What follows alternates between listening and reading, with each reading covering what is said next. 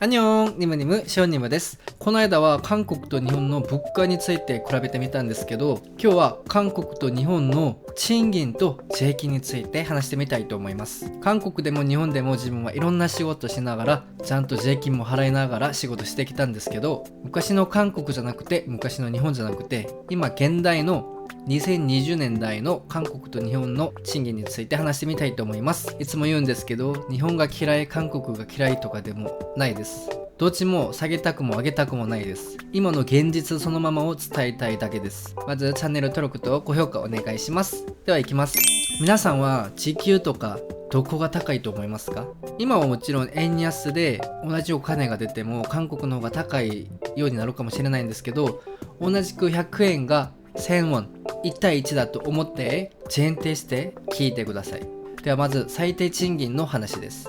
最低賃金の話は、まず一番韓国と日本の違いは、韓国は全国の時給が一緒です。日本は地域によってまた時給が違いますよね。2024年の東京が1113円、大阪が1064円、他の地域は900円台が多いかなって思います。もっと低いところは800円台も結構あるらしいです。で、韓国は全国2024年9860ウォンです。なので986円だと思ってくださいね。でもここで日本と違う部分があるんですけど、韓国は週休手当っていうものがあります。なのでこの週休手当を合わせたら時給は1万2000ウォンになります。1200円ぐらいになるってことですね。で、2025年には最低賃金が1万30ウォンになるので、週休手当を入れたら1250円ぐらいまでいきます。もちろん時給が高いから全部いいわけではないと思いますよ。そのぐらいに物価も高いと思いますので、物価の話は前の動画を参考してください。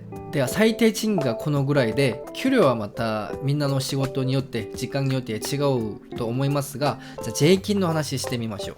まず日本の場合は皆さんよく知ってると思います。所得税が 5% から 45% で、日本の方が所得税はもうちょっと安いです。もうちょっとだけですよ。次は日本は住民税があります。この場合は弱 10% を払います。ここまであんまり変わらないです。次の社会保険からちょっと変わりますけど、社会保険は日本と韓国同じく健康、年金、雇用、労災保険がありますね。日本の場合はこれが 10% から 18% までいくので、年金の場合が 18% で自分が半分、会社が半分を払って 9% を払いますよね。で、次が健康保険が 5% ぐらい払うと思います。これもまた給料によっては違うと思います。でも大体 5% ですね。で、他はもう企業年金とか、また引かれるところがあったら引かれる場合もあるんですけど、大体日本の場合は手取りのお金が 70% から 75% になります。でも所得が上がるたびにもうちょっと引かれると思いますけど、平均的はこれぐらいです。じゃあ韓国の場合も見ましょう。韓国は所得税が 6% から 45% で、日本よりはちょっと 1% ぐらい高いです。次は地方の所得税があります。日本で言うと住民税ですね。これは同じく 10% です。次、4大保険。これが日本の社会保険になるんですけど、ここで大きな違いがあります。日本は年金だけ会社と半分ずつ負担すると思いますが、韓国は健康保険も半分ずつ負担します。なので韓国は全部合わせたら 9% から 10% です。で、この中を詳細に見たら、韓国の健康保険は 6% を会社と自分半分ずつ払います。なので 3% 払うってことですね。で、次は年金ですけど、年金は韓国が 9% です。で、9% を半分ずつ払うから 4.5% ぐらいになります。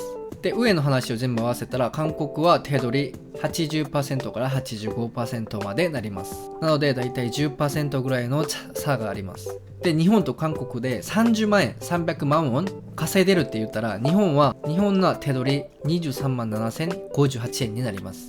韓国の場合は267万ウォンなので26万7000円ぐらいをもらえます。こう見たら3万ぐらいの差がありますよね。今の円安率で見たら、韓国で26万もらって帰ったら29万円ぐらいになります。もちろん職業によってはお金もまた違うようになると思いますが、日本の場合もっとお金をもらう職業が医者さん、IT、歯医者さんで、韓国の場合は弁護士とか法律で働いてる方と研究員とパイロットが韓国の方が高いらしいです。自分はシステムエンジニア方なので、日本の方がもうちょっと高いらしいです。よかった。でこんな感じで日本と韓国の実際の賃金と税金について話してみたんですけど、もうどっちがいいどっちが悪いとかの話では絶対ないですよ。今の現状をそのまま伝えただけなので、これでやから何がいいやから何がいいとかはやめてほしいです。ではここまでします。また次の動画で会いましょう。アンニョン。